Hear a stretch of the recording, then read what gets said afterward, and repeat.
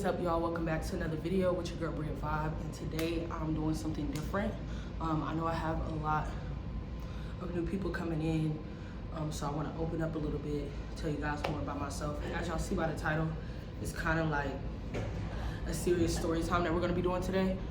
I have a few points in my head that I'm going to go off of. I forgot my paper at home. I had a few points on there, but we're gonna get straight into the video. Don't forget to like, comment, subscribe, do all that good stuff. But yeah, let's get into the video. So let's start with the age. So I was about 6, 7. I think I was 7, and then Brian and them were 6. I think it was like after my birthday, because I don't remember me being in school. So this story, I don't really remember detail for detail. I do remember what my grandmother told me, and then kind of bits and pieces of what I remember myself. So I'm gonna tell you guys my perspective of the story, and then I'm gonna tell you guys my grandmother's perspective, point of view of the story. So first things first, it's a regular schmegular day. It's nighttime, so I went to bed. When I was younger, she used to like maybe go to bed at like 8, 9. So let's just say I went to bed at 8, 9. So when I was younger, I used to sleep under the covers a lot. Like that's how I used to sleep, because it used to like comfort me or whatever. So I'm just sleeping, and then I hear a loud noise.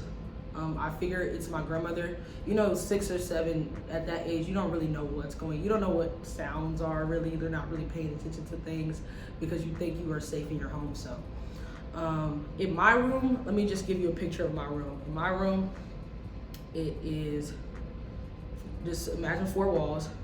I have 2 windows. There's both of the windows are right by my bed. My bed is against the wall by one window, and that's facing the backyard. And then the head of my bed, so it's like a wall and a wall. This wall has a window. My bed is like in the corner part of the room. And then this has a window, and then this side has a window. So my head of my bed is right here, and the window is right here. And that window is like to the front yard, but it's like on the side of the house to the front yard. So you can like go to the side of the house and see inside of my room and know it's my room. So I hear something loud. Now I know it was glass. They broke through the window.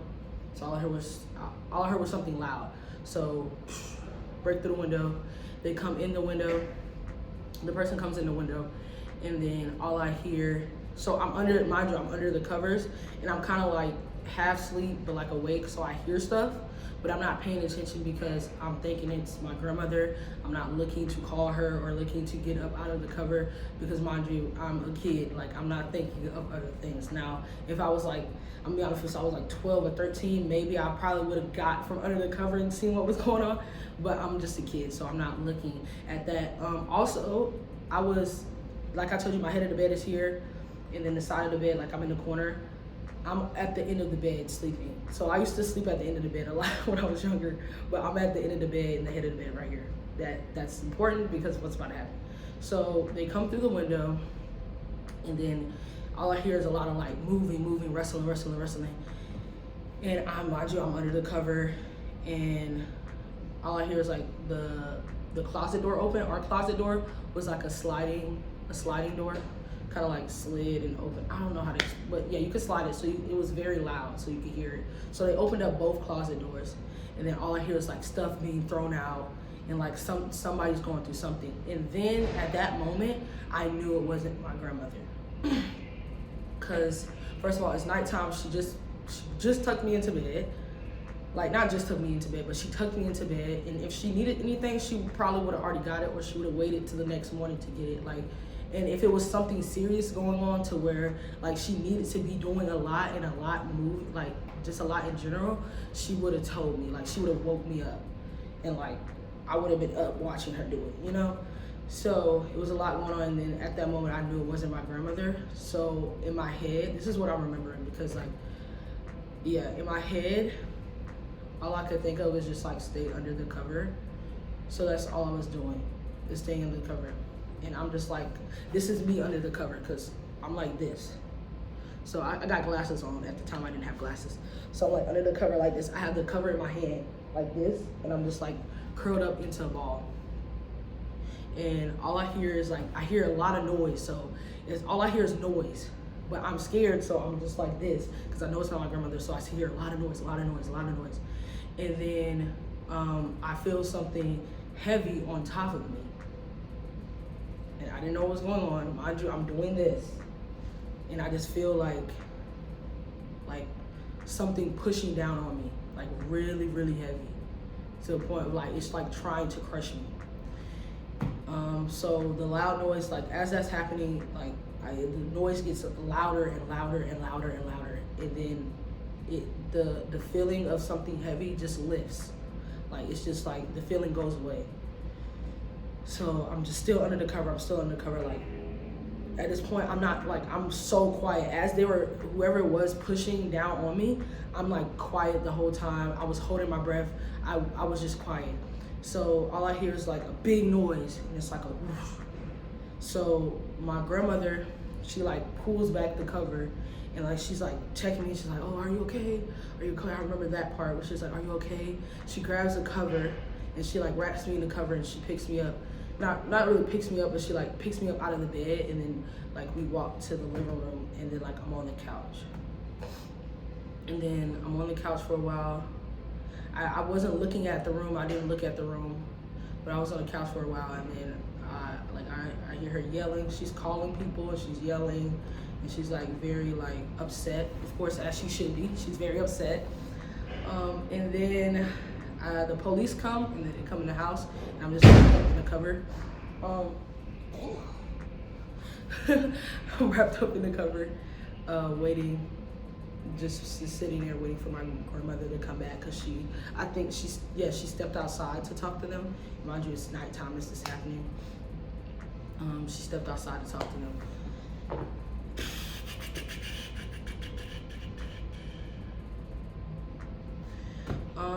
And then I know my father came. Now it's kind of like blurry, it's kind of like blurry, of course, because I was like so young. And some of the stuff that I'm telling you is what my grandmother told me that was happening too. So it's like I remember bits and pieces. So that happens, and then I do remember my father coming to the house around this time, but I think he had something going on personally, and he had to handle that with the police. So I don't think it was a good idea for him to come, but he came. And honestly, I feel like he came because, when I was younger, I couldn't really say, like, I don't know if I told my grandmother, like, I felt something heavy on me during the time of her trying to break in. I don't remember telling her. If she was alive, I probably would have asked her before telling the story, but I did talk to my dad before telling the story, so I can make sure I got like some of the dates and situations correct. But I do remember my father going to prison after that. My dad did 10 years in prison. But basically, the people came in the house, and well, not the people. The person came in the house, and they basically were stealing. They were stealing something that my dad had in the house. So, and it was just money. Let me just say that, because y'all don't think other things. But they were stealing money out of the house. I guess this was somebody that he trusted at a point in time, coming over to the house, like his mother's house, because he didn't live with us. He had his own place. But coming over to his mother's house, they had to be able to, they had to come over to the house to know that the money was in my closet, because they would have had to seen that, and they had to come over a lot to notice like the window, like what side of the room, like which room, because my grandmother's room is right next to my room. So they had to know detail for detail. Like, they've been planning this. Like, this is something that was planned. This isn't just something that they just thought of out of nowhere. They planned to do this. So it had to be somebody close to him. I don't know what happened to the person. I thought they got caught, but I don't know. I asked my dad. He said he don't know, so I don't know. We don't know. But yeah, so that happened. So let's go to my grandmother's perspective.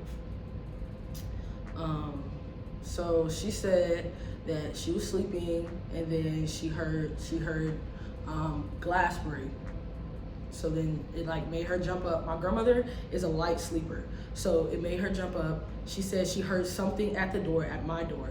So he put a screwdriver in the knob of the door, he put a screwdriver in there so she wouldn't be able to get in, and it was like something else. But I just remember her saying something about a screwdriver in the doorknob. And then she said once she noticed that she couldn't get in, she was trying to get in through the door, but once she noticed that she couldn't get in, she went to her room. My grandma always had this bat. I don't know, bro. Jamaicans.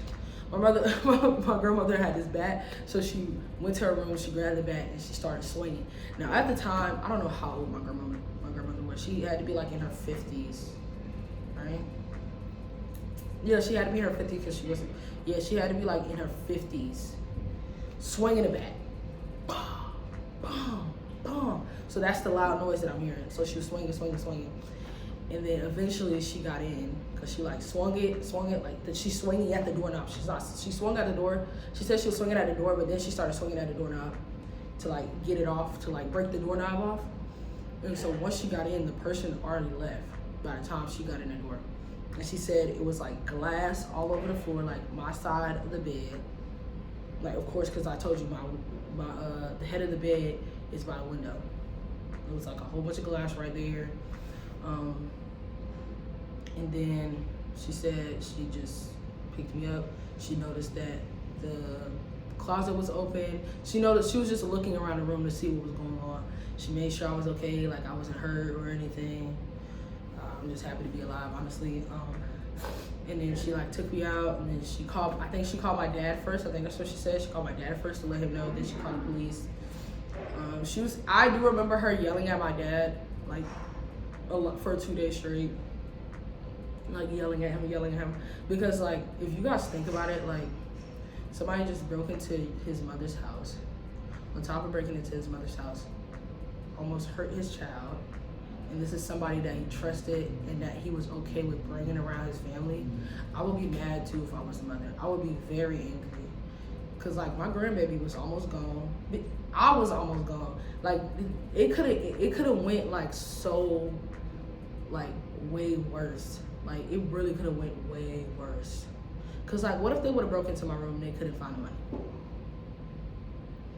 And then they left my room and then went into my grandma's room.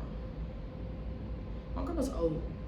My grandma was old. Like, I mean, 50 isn't old, but she's a grandmother, bro. She's not expecting somebody to come to her house and go through all her stuff and do all that kind of stuff, bro. But that happened, and then my dad went away to prison because, like I said, he had stuff going on. He went for 10 years. I think he got out a little bit early for like good conduct. So I think it was a little bit less than 10, or it was 10, I don't know. I felt like it was a little bit less, but I don't know. I remember going to see him and stuff. My grandmother said that it was like one of his like friends, but I don't know. It had to be somebody close though, to like somebody close enough for you to bring to your mother's house. That's just so weird though. But she was so angry. I honestly forgot about, I never thought about telling the story, but Brian reminded me, let me tell you, okay, hold on, Brian reminded me about the story because he asked me a funny question. No, he didn't ask me a funny question, he said something funny. He said, I didn't like going to your grandmother's grandma's house because she had bars on her windows. So let me tell you the aftermath of everything. So we had it, clearly my grandmother, she had to pay for the window. I think my dad probably did this though. I feel like he paid for it. Like, I didn't even ask him if he paid for it, but she got the window fixed, and then she put bars on all of the windows. Y'all know if I can find a picture of the bars, I'm not gonna show y'all the house, but if I can find a picture of like the window bar, she put bars on everything. She got new locks for all the rooms. She of course got me a new door. And kind of changed up some stuff in the room, fixed the closet because the closet was kind of broken too. And that's basically what she did. She put bars on the windows. Yeah, I feel like I don't know if there was like camera. You know how like we have like the Ring camera now? I don't even know if there was like a Ring camera back then because that would have been smart to get a Ring camera. But it probably wasn't. It was 2003, 2004 when it happened. So I think it was 2003 or 2004 when it happened. So I don't know if it was Ring cameras around then. I don't even know if we will be able to afford that. I don't even know how we afforded the bars on the windows. But hey, yeah, that was aftermath. But Brian said, He cracked me up. We said the bars on the windows, and I told her, I said she put that on there because somebody broke into the house. Even my mom forgot somebody broke into the house. I was almost out of here, y'all. Do y'all understand that? I was almost out of here. Y'all would not be seeing me. That is so crazy. R.I.P. Grandma. It would have been funny if she could have told the story with me. Like she's a character. She's a character for sure.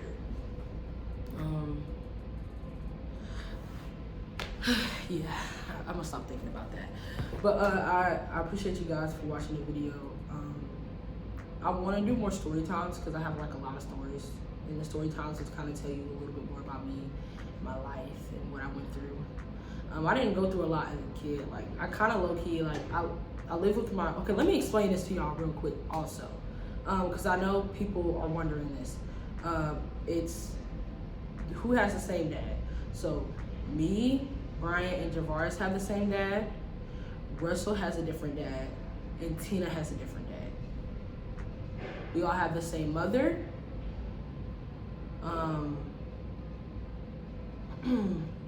Brian and Javaris lived with our Uncle Charles and Mom eventually when they were able to choose to live with Mom.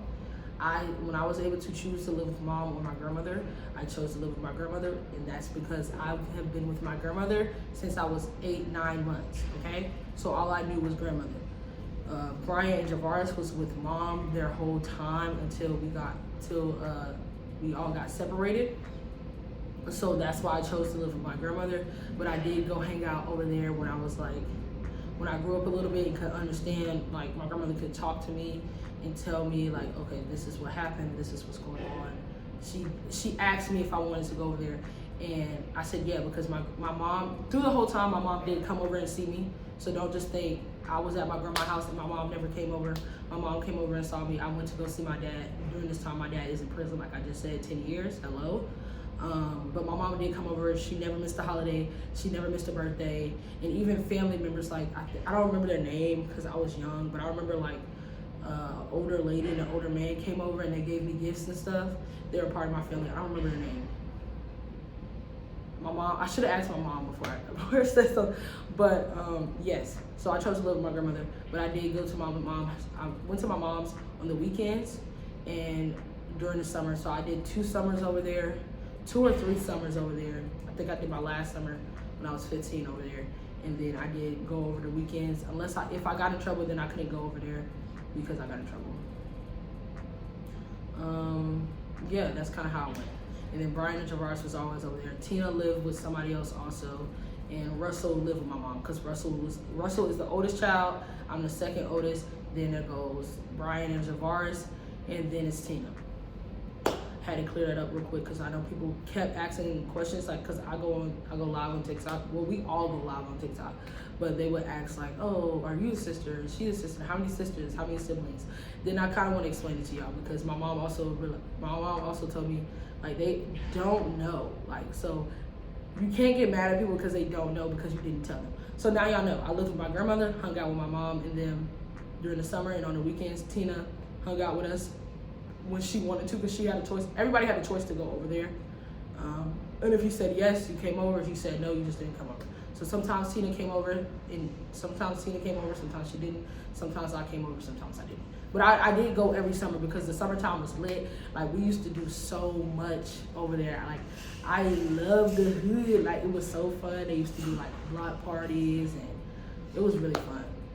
It was very new for me because coming from always living alone and being the only child, basically, it was definitely different. We always, in the beginning, we used to butt heads a lot. Me and Brian used to argue a lot. Me and Tina used to argue a lot. Javaris, he was very chill. We didn't really argue. One thing I will say is when we were younger, Javaris always wanted mom and dad to get back together. That definitely was never going to happen. But yeah, so that's a little bit about our family dynamic. That's a little bit about me. I hope you guys enjoyed the video. Don't forget to like, comment, subscribe. And I'm going to do another story time video with me and Ma because we have a very funny story that I want to tell that she should be a part of. I told it before, but now that I'm here, I want her to tell her side, her view of the story. But I will see you guys in the next video. Thank you guys so much for watching once again. She tried to take me no in this cat, nigga can't even see me on wins. She tried to fly, nigga, in this cat. She tried to fly me no way out of here.